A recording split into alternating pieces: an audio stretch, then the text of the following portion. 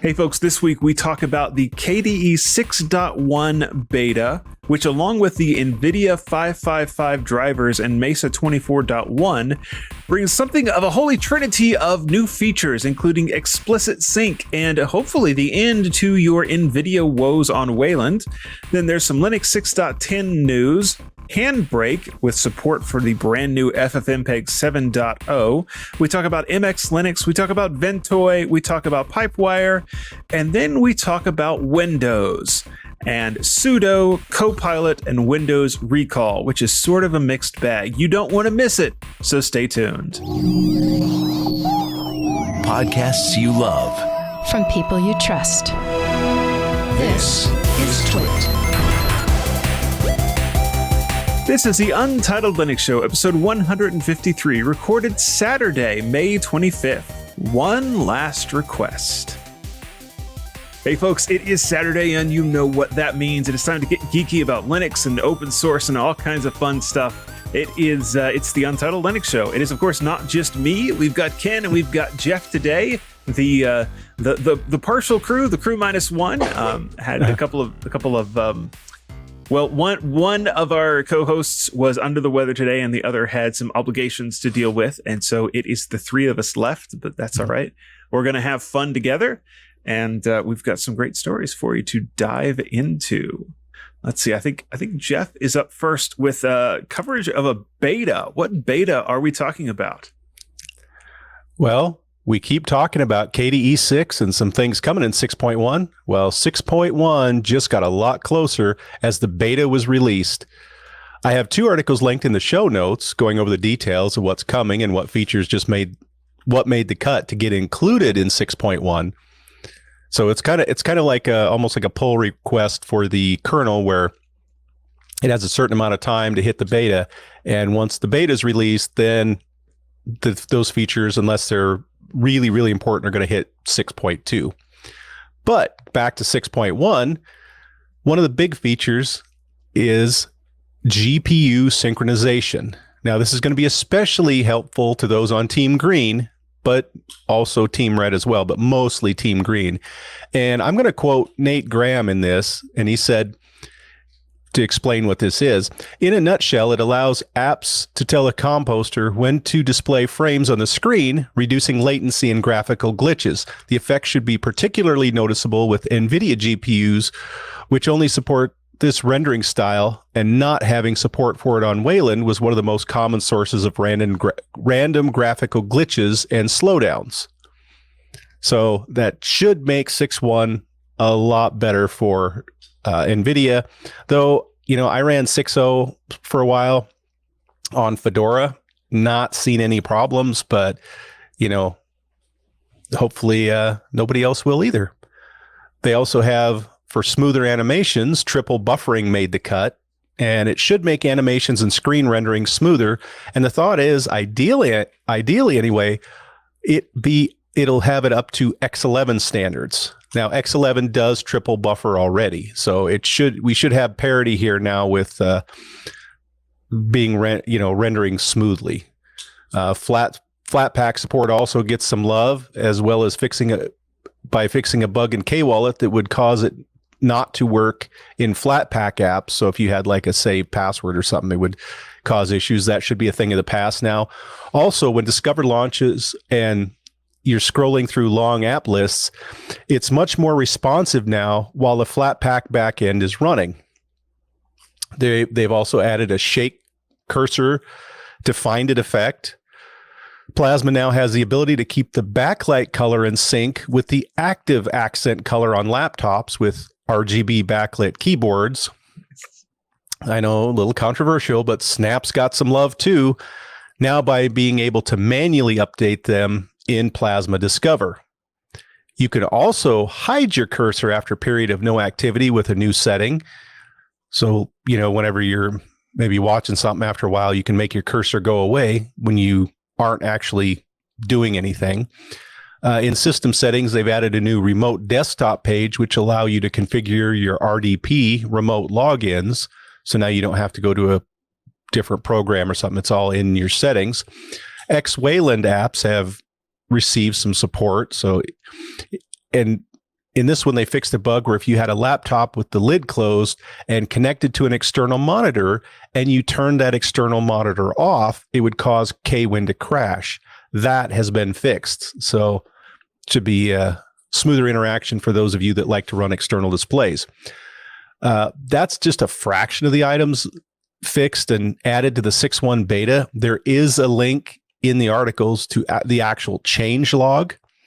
And just kind of a status in this release, there are 3 very high priority bugs, which is the same as there was last week. There's 36 15-minute bugs. And if you don't remember, these are the bugs that a new user would run into in the first 15 minutes of using KDE. And it's down from 39 from the week before. And overall, for the last week, 105 bugs were fixed. So sometimes those numbers don't seem like they're moving that much, but they are actually making very good progress and putting a lot more polish into the system. Take a look at the 2 articles linked in the show notes for full details and links, like I said, to the change log, which will give you every detail of what happened. There's a lot of small little bugs that got squished, and they are working on the critical ones as well, but all levels of bugs are getting chased down and eradicated. So the list is quite long, but you know what? I just can't wait till 6.1 rolls out. I really want to try it on the Debian side. Yeah, makes sense. I think it's not in Fedora yet either. Somebody was actually asking in one of the chat rooms I'm a part of, do you guys actually publish this anywhere so that we could get to it ahead of time? And the answer was, well, there's this copper, which is the equivalent of a PPA. We sometimes update that. You can probably run that. But yeah, there's some neat stuff, particularly for Nvidia on Wayland. It is sort of encouraging to see that continue to get better and more polished and less broken, because it was very broken for a long time. And there's a kind of a second part to that I'm going to cover in my second story. Mm-hmm. So I'll just throw that little teaser out. Yep. And I'm noticing that there's a lot of the explicit sync support showing up all over the place lately. I have a story about that too here in just a minute. So yeah, it is definitely something that is being worked on. It's like everybody got together and said, hey, this is the way we want to do it. And maybe what happened. Yeah, well, all aligned. Imagine that. Yeah, that's kind of nice. Wish that would happen more often. Exactly. Let's chat about Handbrake then. We're going to come back to this. We'll get back to the video drivers and all of that here in just a minute. But first up, Ken has a story about Handbrake. Yes, and this is coming from Marius Nestor. He wrote about the latest update to our favorite video transcoder application, as Jonathan mentioned, Handbrake. And this is going to be updated to version 1.8. Actually, it's already updated. I've been playing with it a little bit this week. This major update finally brings a GT4 or GTK4 port of the user interface for Linux users, as well as numerous other new features and improvements. Also, for Linux users, Handbrake 1.8 updates the open source button to make the folder or batch mode more discoverable, updates many of the existing language translations, fixes miscellaneous bugs, and adds various other smaller improvements for a better experience. With Handbrake 1.8, you find it's introducing the support for the FFV1 encoder, along with a new preservation FFV1 preset under the professional category, support for multipass CQ with VP9, support for VP9 tunes, and Dolby Vision dynamic metadata pass-through for the SVT-AV1. It also adds VP9 and FLAC muxing support in the MP4 container, a true HD encoder, support for 88.2, 96, 176.4, and 192 kilohertz sample rates for true HD and FLAC encoders, and adds support for my favorite FFmpeg version 7.0. Mirrorora, you will be happy to hear this release removes timestamp jitters in the MP4 container when using a constant NTSC frame rate. Marius' article links to Handbrake's release notes if you want more details about the changes and all the updated libraries in it. Your mission, if you decide to accept it, is to find out which library is removed from this version. Somebody has been ripping Mission Impossible DVDs recently, I see. Or just watching old episodes. Yeah. I am impressed that they have already rolled out FFmpeg 7 Dijkstra support, because that only came out like April 5th. We're less than a month into FFmpeg 7, the final release. Obviously were some betas and stuff before that. But that's pretty quick work for the Handbrake guys. So good for them. They are obviously staying on top of things. Yeah, I'm impressed with that program. Yeah, so anybody going to be re-ripping anything with the latest one? Probably not. I can't really imagine why I would need to. Unless you had something that just particularly did not rip well, you could come back and try it with the latest one. I suppose that's a thing every once in a while, but I don't imagine that there's going to be, other than that, there's not going to be a huge difference. And I have some pretty good drives, so I store everything non-compressed, or just the original. You have some pretty good drives. Imagine that. So you've got room to just rip the ISO and store that alongside the.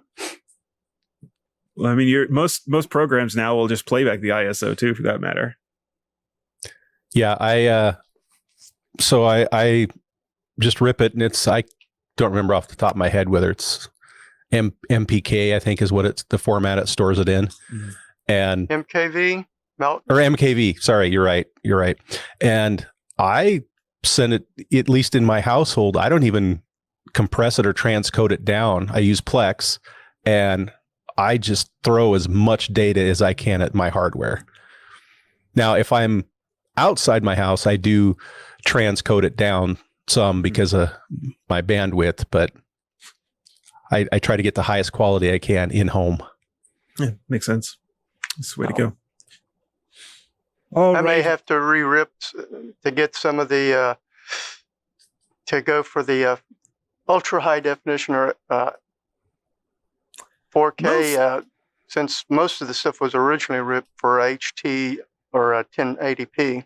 Yeah, most of the stuff I do that's not 4K, like so Blu-rays, I have ripped using Make MKV, which gives you like what Jeff is talking about, pretty much a disk image, and then everything else. Those weren't 1080p to start with, so there's not a whole lot more juice to get out of them by a re-encode. Speaking of juice, now, though, yes. Oh, I was going to say, now I might have to go back and redo my ones that do have the 4K. I just do it at 1080p because I don't have a 4K display. One of these days, Jeff is going to get a nice 4K HDR display and be like, "It's so amazing. I've been missing out for so long." Well, let's chat about Mesa, who just had, there was just a release, Mesa 24.1. A couple of interesting things here. One, it continues to jump on that bandwagon of explicit sync. Mesa 24.1 brings explicit sync support.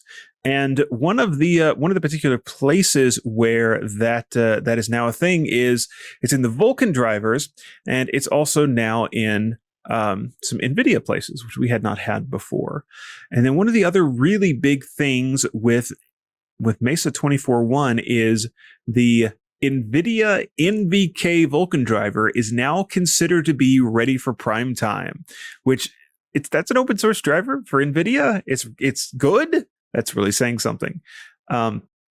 There's a couple of other interesting things in there, like full OpenGL 4.6 on some devices, ARM Mali GPU support with the Panfrost driver, the Raspberry Pi Broadcom V3DV driver now has dynamic rendering support. Microsoft's Direct 3D 12 has some stuff in it that has changed and been enhanced. All kinds of fun stuff. Yeah, lots of fun things in 24.1, really kind of playing well together with the things that KDE is doing, and I think we're about to find out the things that Nvidia is doing on the other side of the pond, the river, the railroad tracks. I don't know what they're on the other side of, but they're on the other side of something. Nvidia. Well, sometimes Nvidia is on the other side of a canyon or something. The way they play ball with open source, but now they're kind of building a bridge over that. Yeah, so things have changed. Yeah.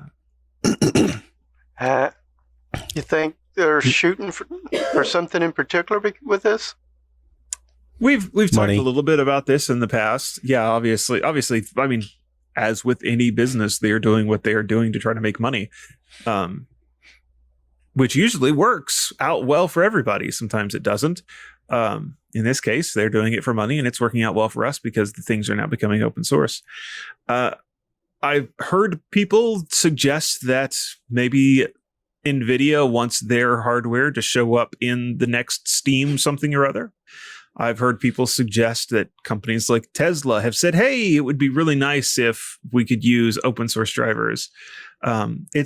It's some combination of things like that. Enough other big companies have said, we would like to write a check to you with a bunch of zeros at the end of it, but man, it's just really hard for us to do with you having terrible open source driver support.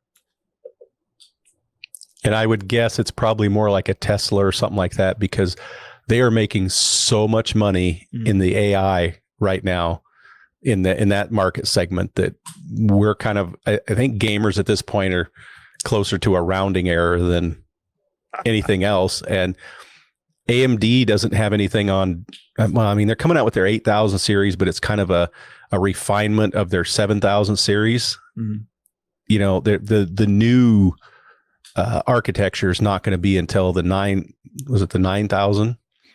That sounds about right. So there's always kind of been this thought process. It seems, looking at it from the outside, that AMD and Nvidia, they push the gamer as kind of like the bleeding edge of what they can do.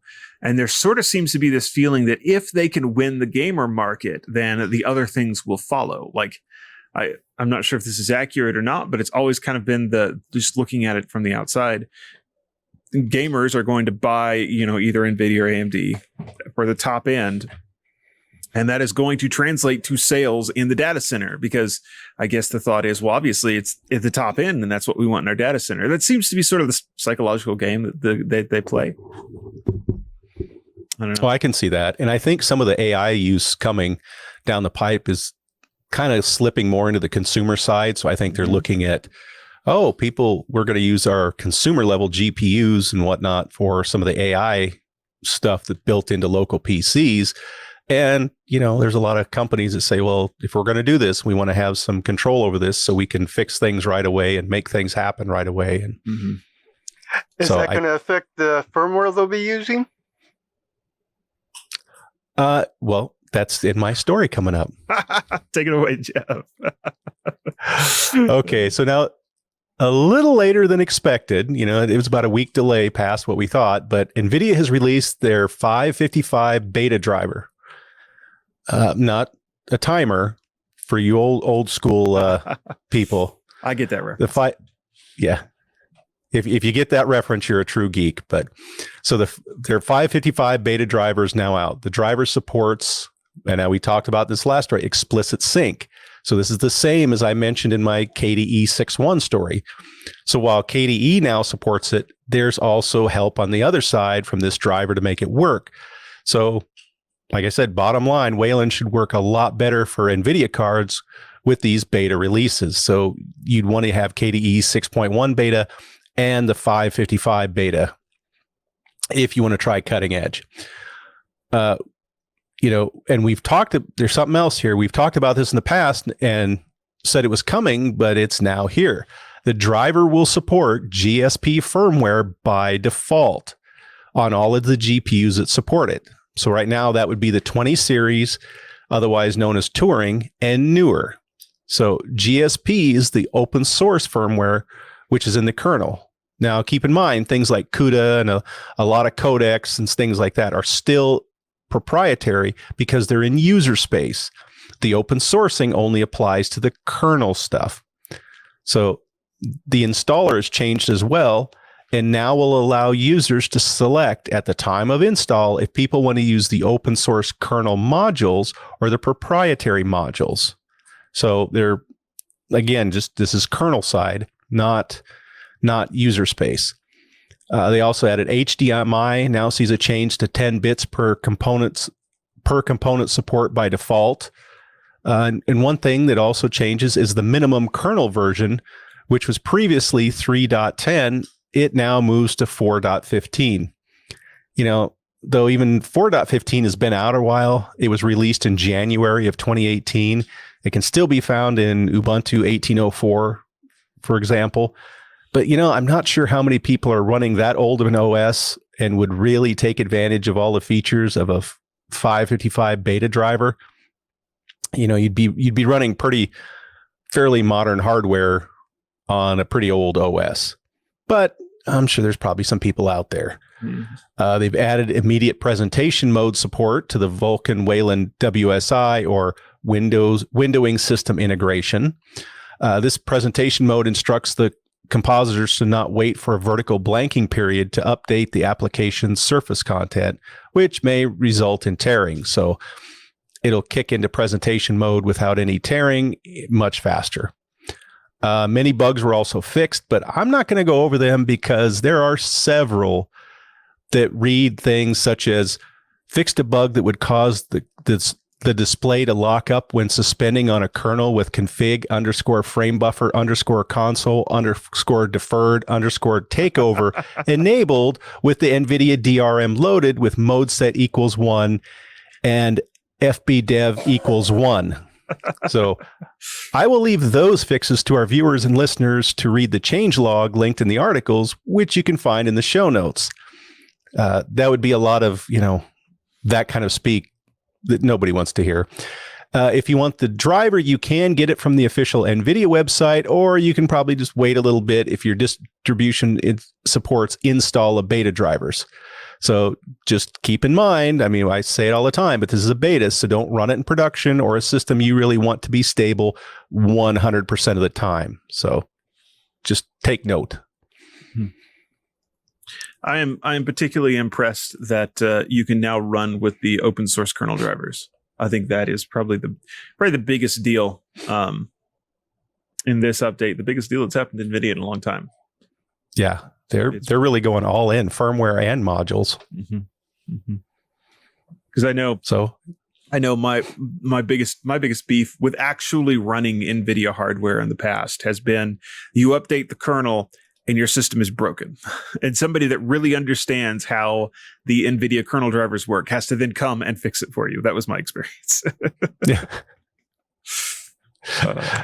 Yeah. Well, and does anybody now maybe know who's got a Solaris system to try it out with? The Solaris systems I know of were trashed out quite a while ago. and the possible one I can think of that could still be running is running like Spark CPU, and it's not going to support a graphics card, and it's, you know, ancient old, hardly any, like it's not really used anymore. Then it's like interesting that they're providing the drivers for the Solaris,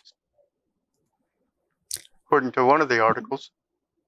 Well, is that wasn't there an open Solaris? That because I know for a while too you could run Solaris on some x86 hardware. Yeah, there is still open Solaris. Open Solaris is discontinued. Oracle, maybe it's Oracle Solaris. Oh, I could be. Yeah, I bet it's Oracle's Solaris. Not one of the open. Yeah, Solaris is Oracle's proprietary Unix operating system. They renamed it in 2010. It had a lot of fans, at least for a while, because it was pretty rock solid. Yeah. Well, that was Sun. That was Sun's Unix. Yeah, it was originally Sun OS. So they did good work. And that was the hardware I used, was the old it went from Sun OS to Solaris, and it was, like I said, Spark 5, Spark 10s. It was the old hardware. Yeah, Sun did really good work. Such good work that they set off applications as well as hardware that still continue to get forked from today. Yep. Well, they were ZFS, right? That's where that came from. One of the things, yeah. That's where LibreOffice came from too, through OpenOffice, with Sun OpenOffice. VirtualBox. And I want to say, Yeah. yep, I was going to say VirtualBox. Lots of stuff. Well, Ken, I think we've got a Linux distro that probably doesn't have much to do with Sun, but that people might want to hear about. What's new with MX Linux? Well, Bobby Borisov and Liam Proven wrote about what's new in MX Linux 23.3. It is built on the Debian 12.5 Bookworm base, integrating all the latest updates from both Debian and MX repositories. Notably, the release makes strides in accessibility and convenience by providing build essential packages, language selection in OEM mode, Pipewire 1.0, updated manuals, and the new MX Locale tool. Liam also tried it on an old ThinkPad X220. He said it was installed in about 10 minutes and worked perfectly out of the box. If you want a smaller footprint, I recommend using the XFCE edition, since it is approximately 2.4 gigabytes smaller and takes less RAM than the KDE edition. I do recommend reading Bobby and Liam's articles if you do want all the gory details. By the way, I am doing the podcast from MX Linux 23.3 on Raspberry Pi 5. Oh, interesting. I did not realize that you were not running the Raspberry Pi OS. Very cool. That's neat. That's one of my updates this week. Cool. I've got to say, with Pipewire 1.0, though, they're getting behind. We're about to have a Pipewire 1.2. And so far, so good, Ken? Yep. And apparently, trying to do this along with pushing out as more against my bandwidth than against the Raspberry Pi 5. Yeah, it seems like it. Now, I see here that MX Linux uses the Licorice kernel, which that's your kernel with some extra patches on top of it. Some of them make sense. Some of them people will disagree about. But I'm curious how that works with running on ARM. Some of those patches. Well, actually, it's showing the kernel for ARM is 6.6.28 plus RPT-RPI-2712 for the ARM architecture, 64-bit. So that actually sounds like they're running the Raspberry Pi kernel on that one, which makes sense. It's got all of the Raspberry Pi Foundation's tweaks and fixes specific to the Pi. So, interesting. And all I had to do was, well, in my case, run sudo nala upgrade. Oh. Nala was installed by default with it when I originally installed it. Interesting. Though if you read the article, you'll find Bobby recommends just doing sudo update, then sudo upgrade. Interesting.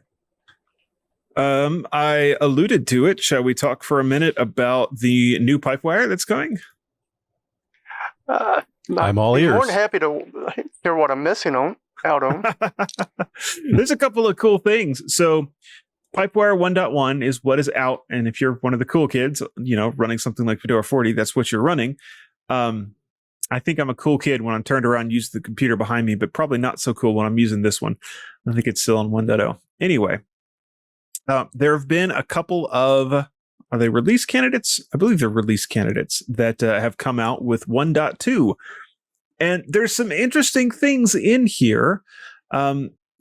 Notably, what I found as I was looking through is improvements for Jack, some things about making different sound sources that are not synced together play nicer, which, that's always one of your problems. When all of your sound sources, your inputs and your outputs are supposed to be synced and one of them lags behind, what do you do? Well, the solution in the past has been make the entire system lag behind. Well, with the new Pipewire, it has the option to say, I don't care so much about this one. If it lags behind, just go on and let it catch up, essentially. So that sounds pretty interesting. And then there is also one of the new things that is in the latest RC is Snapcast.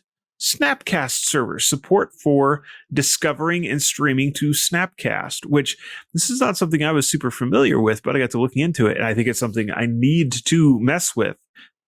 It is the idea of streaming live audio to multiple endpoints to be able to do something like, whole house audio. And I've got some Raspberry Pis sprinkled liberally throughout the house, and I've thought for a while that I ought to try to do something like this. Well, I think the time may be now, and the way that I'm probably going to do this to start with is something like Bluetooth speakers that are Bluetooth to the Raspberry Pis, and then just set Snapcast on them. And then you can either run something like MPD, the music player daemon, or now you can use a computer running Pipewire 1.2 and just blast it out across the network and do live streaming to your Snapcast servers on running, in my case, it's going to be Raspberry Pis. So that really sounds pretty interesting to me. I am looking forward to playing with that. Of course, there's the rest of the normal sort of things that you would expect to see in an update. I mentioned asynchronous processing. They've fixed errors. They've added support for mandatory metadata. They've, all kinds of things. All kinds of things people have found. They've added snap support if that's something you care about. All kinds of fun stuff coming in Pipewire 1.2.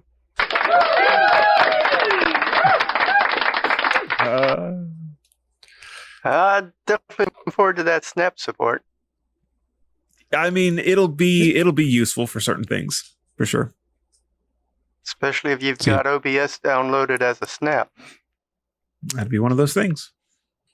And I'll say people didn't realize we had a live studio audience.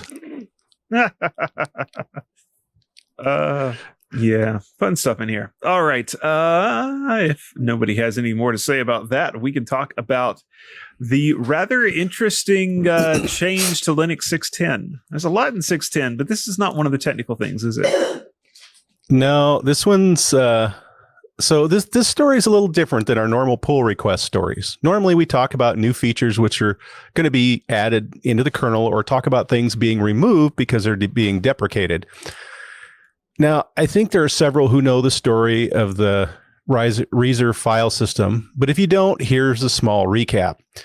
Hans Reeser developed a file system which had many features and which was kind of ahead of its time, or you could at least argue was pretty cutting edge. Some of the features were only found in operating systems, or that you had to pay for, and they weren't accessible to the open source crowd.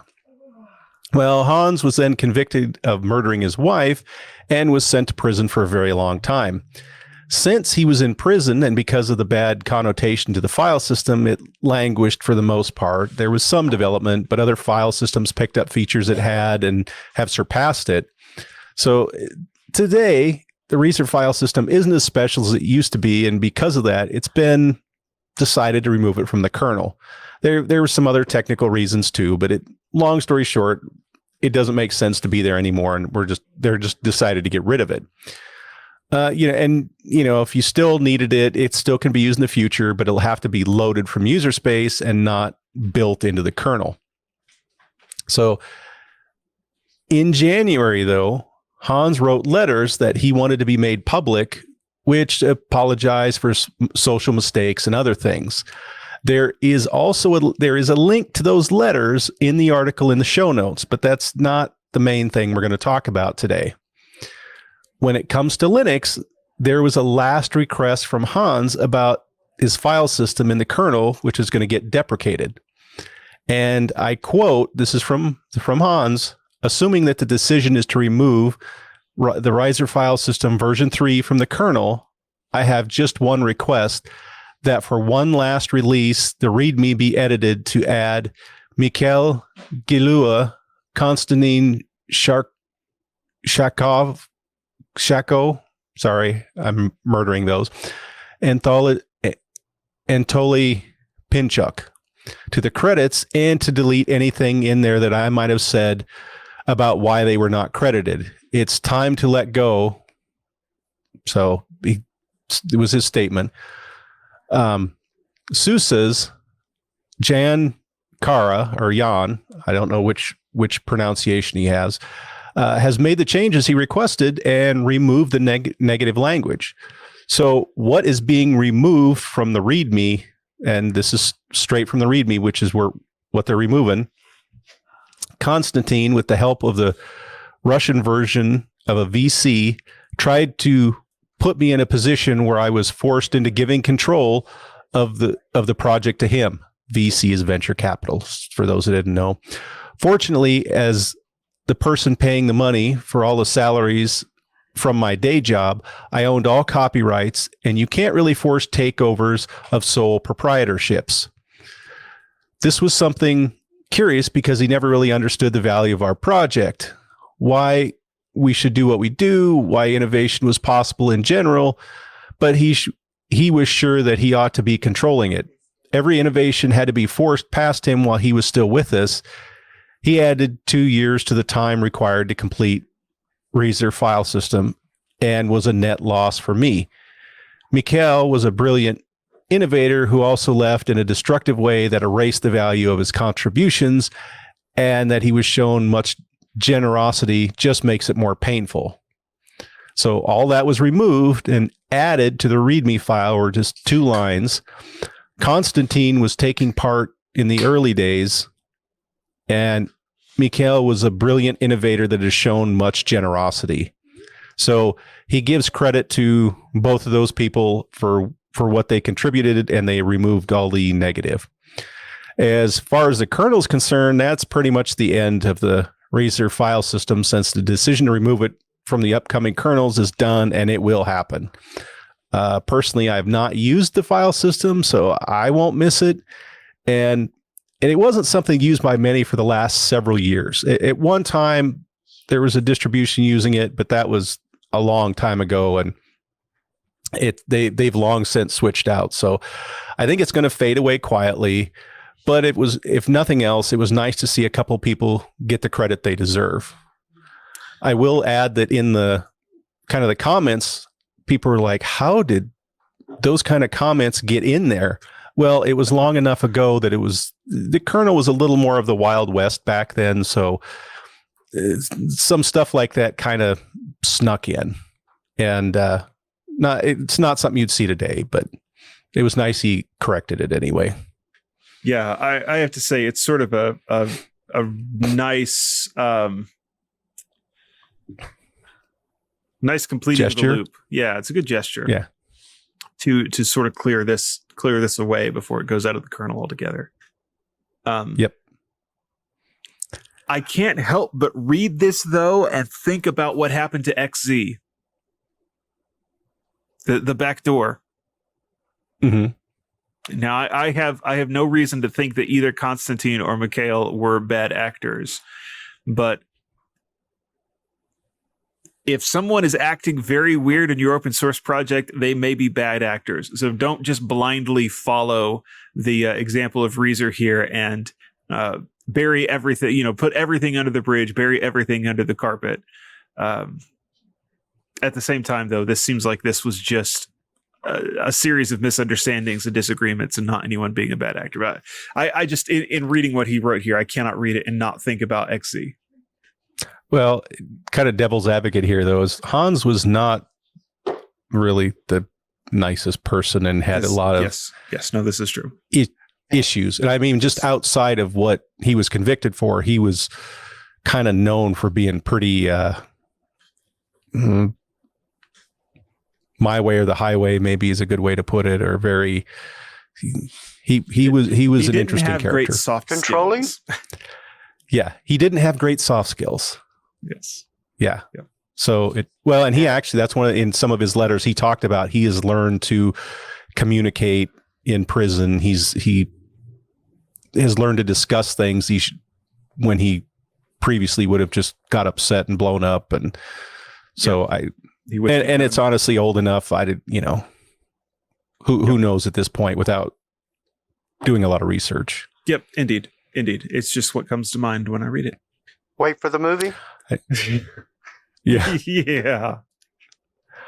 At one time they were working on a movie, I want to say. Now it might have been a TV movie, but I don't know whatever happened to that. No. It does not seem like a good idea. If it was after the O.J. Simpson movie, I can understand why. That doesn't seem like a good idea either. That was made.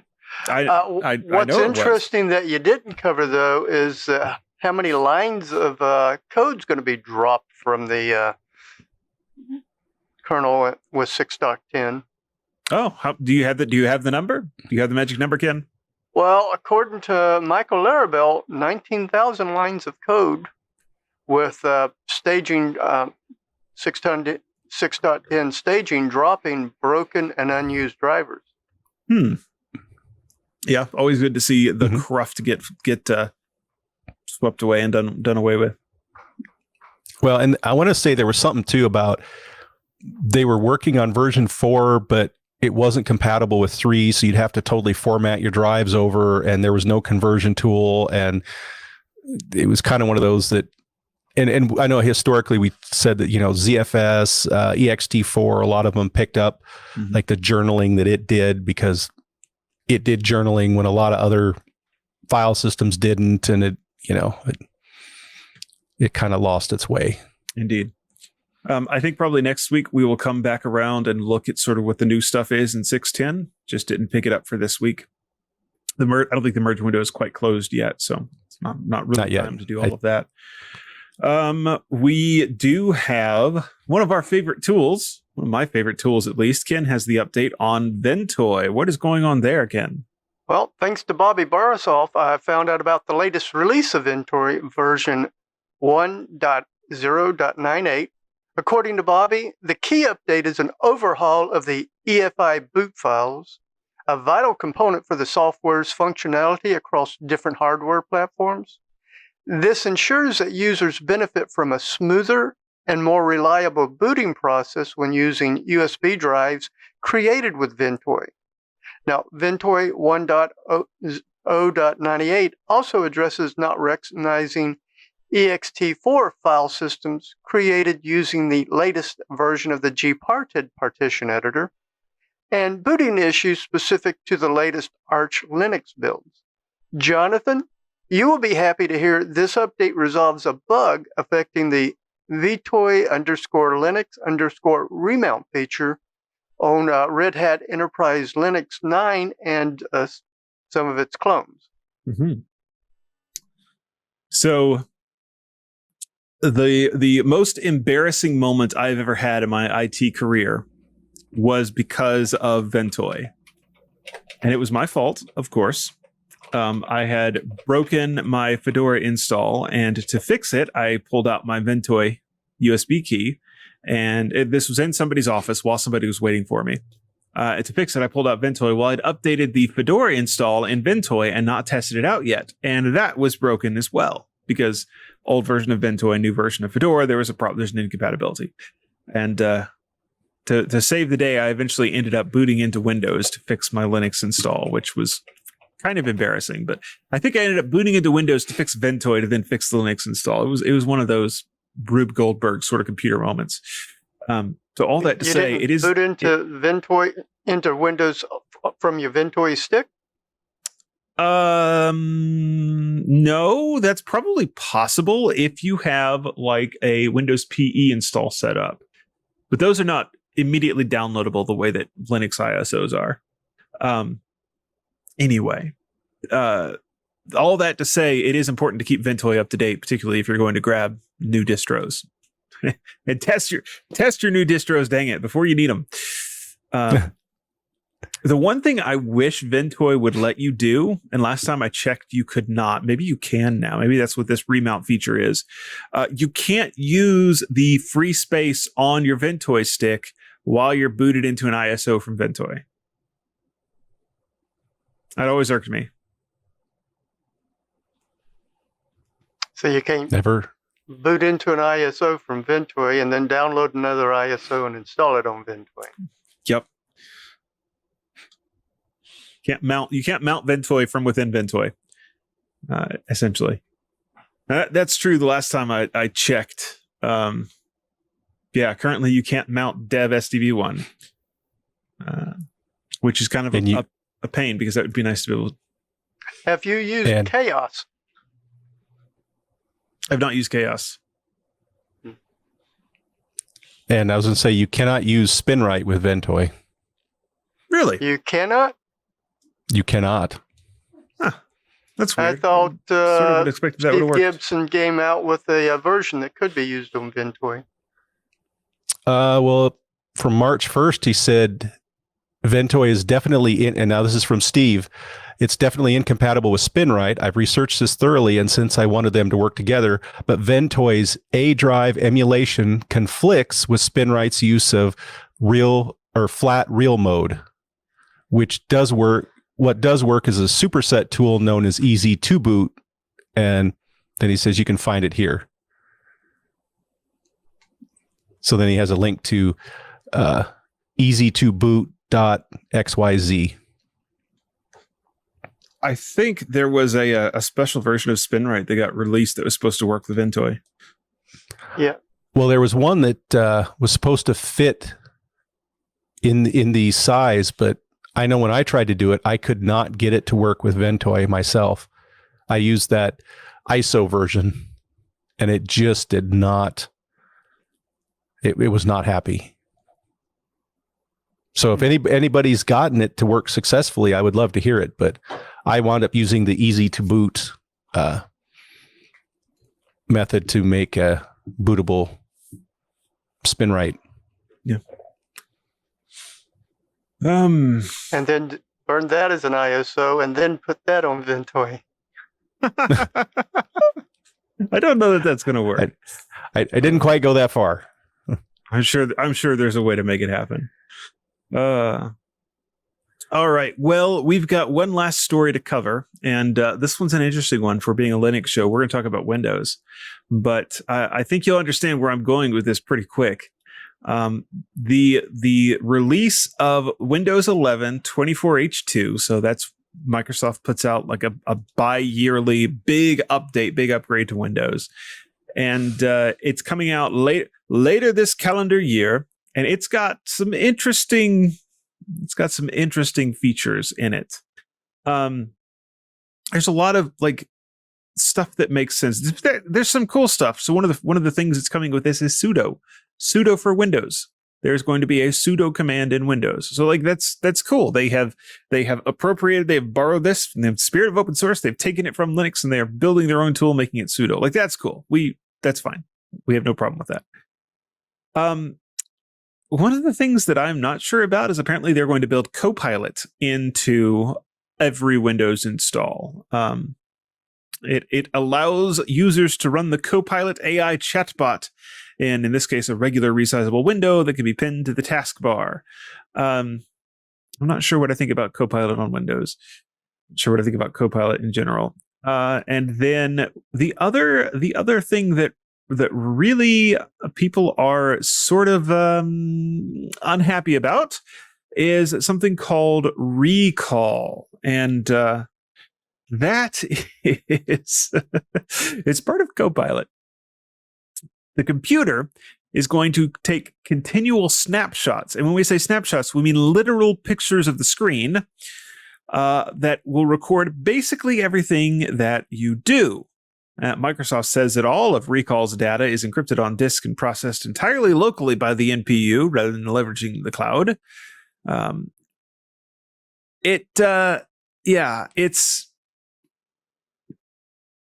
It's not great. It's not great for privacy. Like, how would you like for a screen recorder to be running 24/7 as you're using your computer?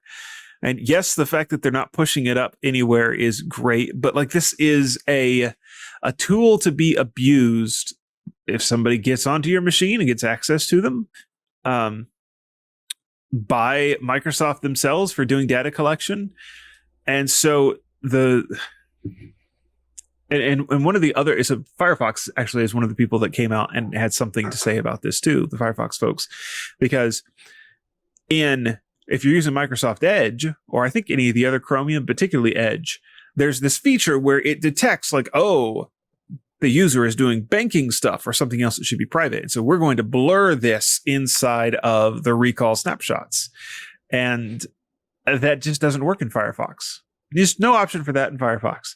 And so the Firefox folks have come out and said, this is Microsoft once again doing vendor lock-in to make other browsers not as usable, which is, I suppose, a fair thing to say.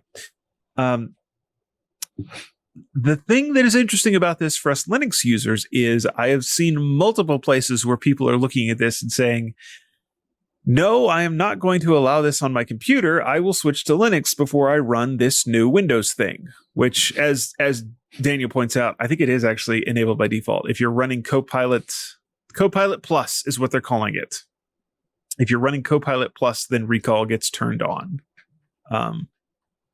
And so it may be yet another nail in the coffin, brick in the wall, however you want to say it, to kind of get people to move over to give Linux a try, which is interesting.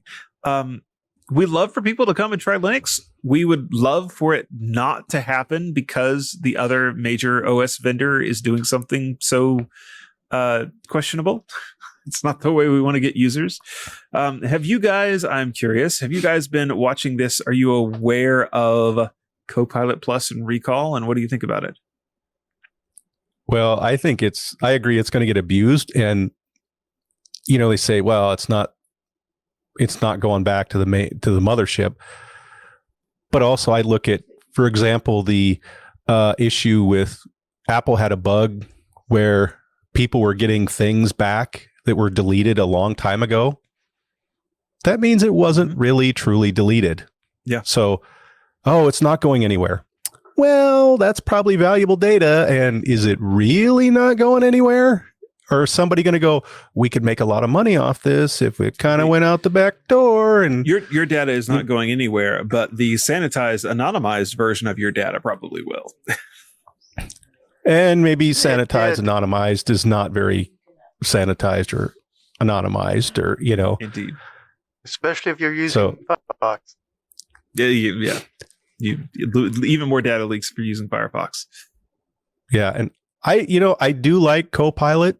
I haven't messed with Copilot Plus, but I do like it's, and it kind of made sense to me when I've said for a while, I think it's kind of AI for a lot of things is kind of like spicy spell check. I kind of agree with Leo. Now, Leo's kind of shifted what he says.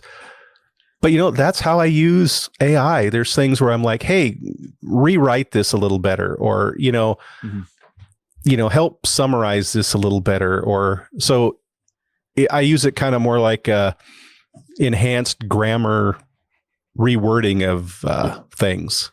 And so it's not thinking for me, but it's kind of helping me. Oh, that's a better way to describe something, or, be a little more articulate. I think we have hit the point where AI is not going away. Like, we have critical mass. Enough people think it's really cool. Enough people have found it useful.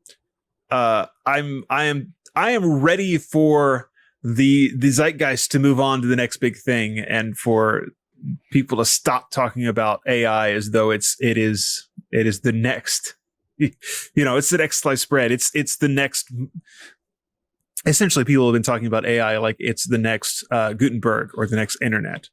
As you kind of look back through human history, those are a couple of the things that just revolutionized things in an unbelievable way. The movable type printing press by Gutenberg, and the internet.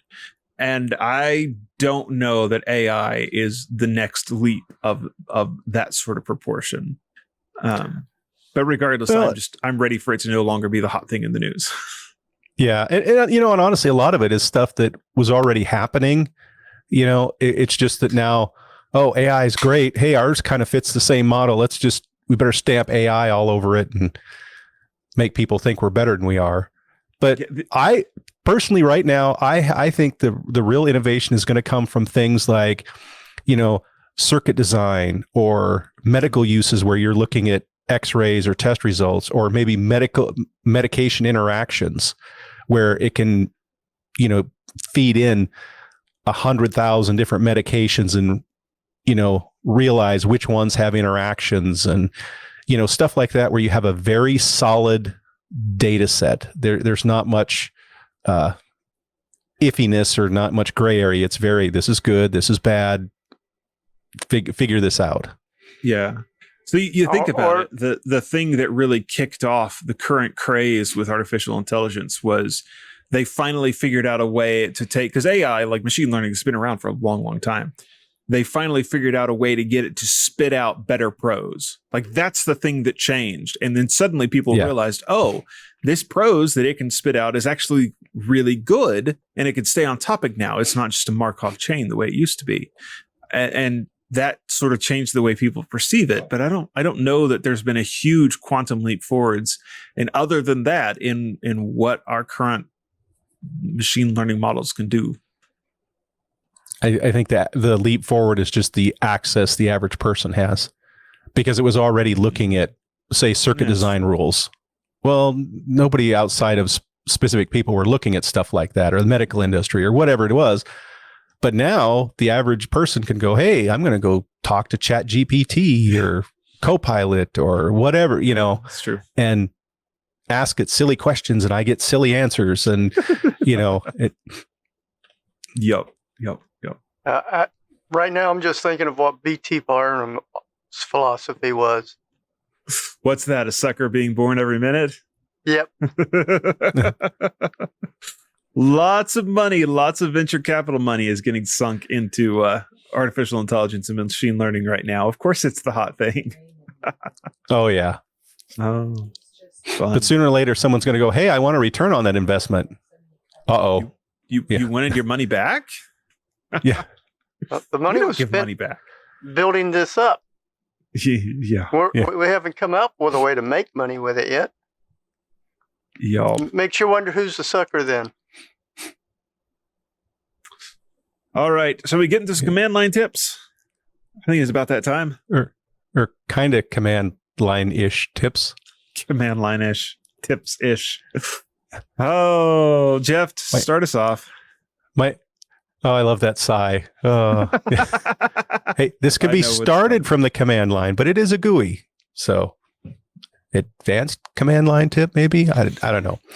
So my command line tip for today is Bluefish. So this is for the programmers in the audience, and it's basically an editor. So it supports many programming and markup languages, and of course is open source. It tries to be lean and lightweight, and it is fast. It can load hundreds of files within seconds. And I won't say it doesn't support all languages, but it supports a ton of them. So it has support for, multiple encodings. It can handle multiple projects. It can, you can have settings for each individual project you have. Of course, it does the normal things like code block folding, spell checking, auto completion, inline reference information, and so on. It can be installed in several major distributions. The latest version is 2.2.15, which was released just this March 17th. So, I'm not going to go into everything because it's something like a code editor like this is very complex and well beyond the scope of just a command line tip. But, take a look and see if the editor is something that you can use and will be helpful. So the link in the show notes takes you to the Bluefish site, and it shows you all the features and all the different external programs and integration it supports, and pretty full featured. So give it a look, and maybe it'll help your output a little bit. Yeah, very, very cool. I've used Bluefish myself for editing HTML files in the past. Oh, nice. How'd you like it? Was about as same as using Get It. I find myself either using Nano or VS Code these days. Those are kind of my only two options. Nothing else exists to me. I saw VS Code, but it was kind of, I thought maybe a little proprietary because I want to say it's free for some. Was it for personal use, but only for a certain amount of time? Or no. Oh, it's not? VS Code is open source. Or you can use VS Codium, which is actually built directly from the open source. Yes. No, VS Code is great. There's a reason people maybe I was thinking of something else then. Yeah. Some of the plugins may not be open source. That's probably true. All right. Well, yes. Oh, I was going to say, because I know there's like, you have to look at the license and all that. But I'll have to look at that. Yeah, no, VS Code is great. It's like one of the coolest things that Microsoft has ever done is put out VS Code. Seriously. All right, Ken, let's finish. Are we finishing our spring cleaning? For the most part, unless you want me to go into some apps that you could go into the next time I'm on. But this week, we're going to talk about, now that you've gone through and found all those apps that you've installed using RPM or deb files, you may also need to go through and remove any unused Flatpaks or app images or snaps. Well, with Flatpaks, I've got the command you can use to find any unused Flatpaks that you can type in. It's just Flatpak uninstall space -- unused. And we can thank Orindum for a simple bash script that you can use for removing unused snap items from your Ubuntu install. Or Jeff, from your Kubuntu install. All right. Very good. And you'll see them. They're both in the show notes under the tips for you. Cool. Nice. All right. In fact, Jeff, you'll find that it uses Occ to help sort through all that. Nice. One of my previous tips. There you go. All right, I have run across something that I have been enjoying quite a bit playing with. I've actually been, we may do a more in-depth tip or story about this at some point in the future, but playing with self-hosted GitHub running. And of course, there's a lot of, as we would say, there's a lot of hair on that topic. Trying to do that correctly is very challenging.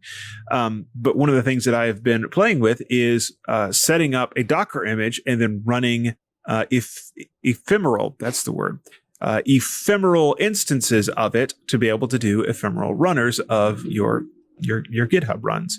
And something that I have I've come across that's actually pretty interesting is the --rm flag, and that just says the actual image.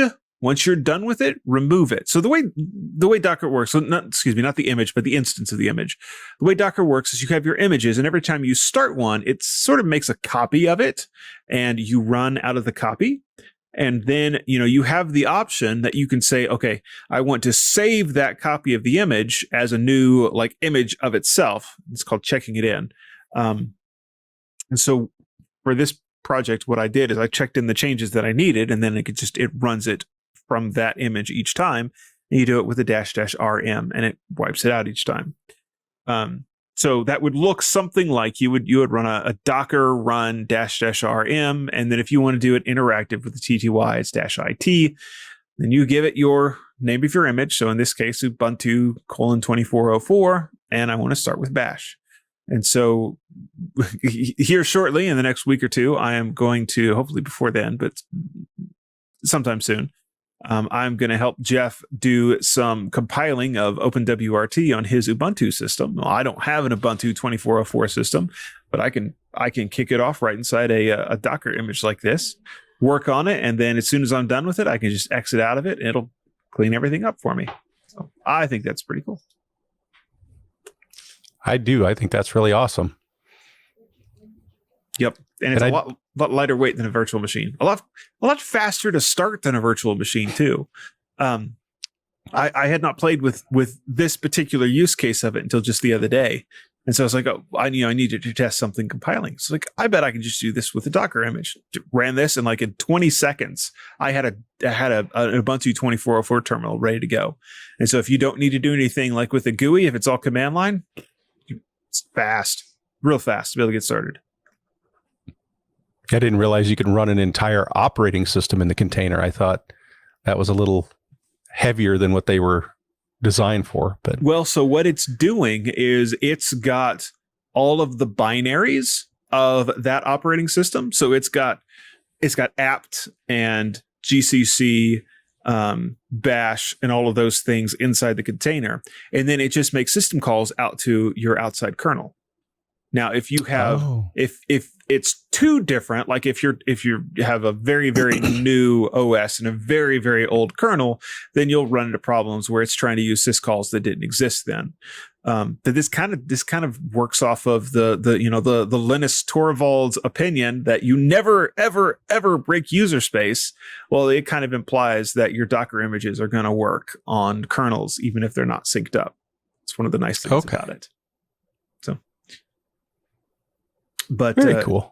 Yeah, I'm doing some other fun stuff with this. It's like I've got an ARM board that the only image that I can get to run on it is Ubuntu. I think that one's 2204 or 2404, one or the other.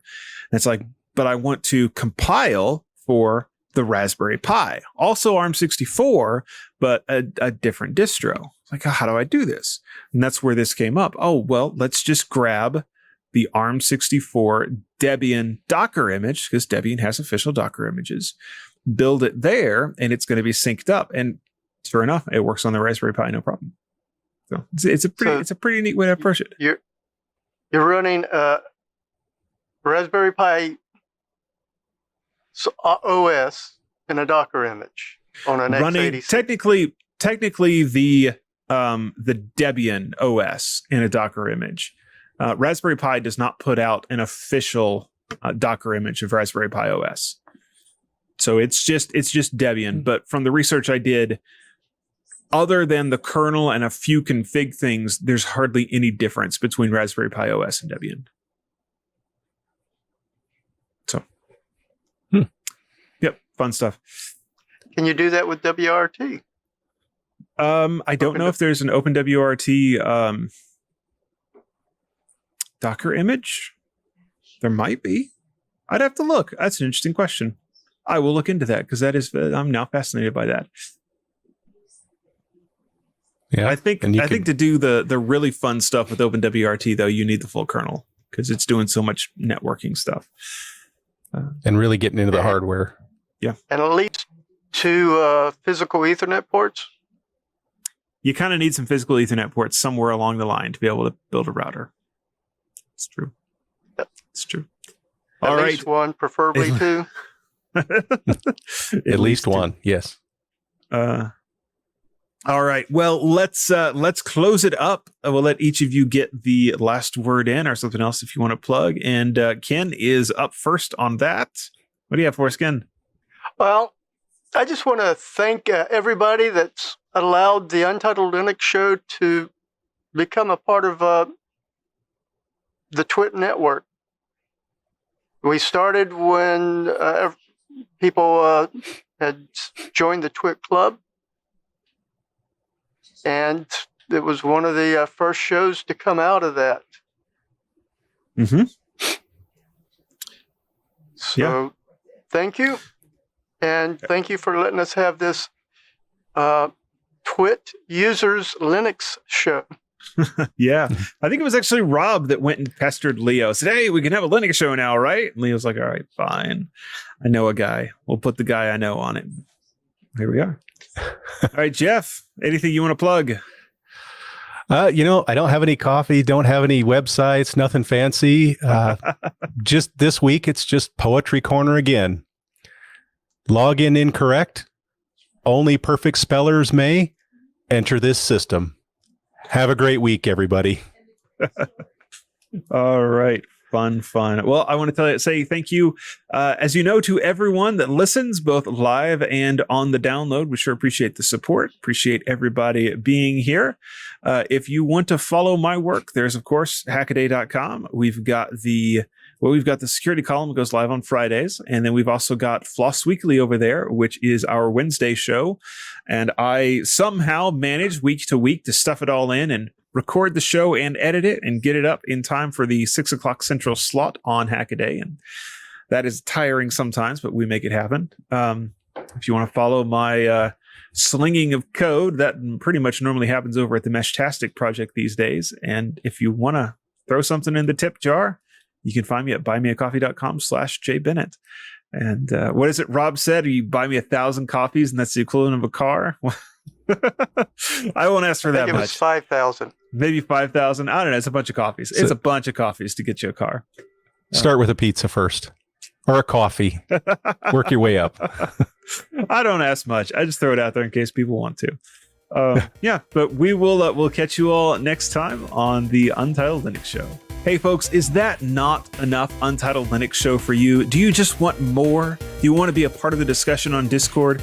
Well, you need to check out Club TWiT. It's about the price of a cup of coffee once per month. You can afford it. Check it out. Show your support. Club TWiT.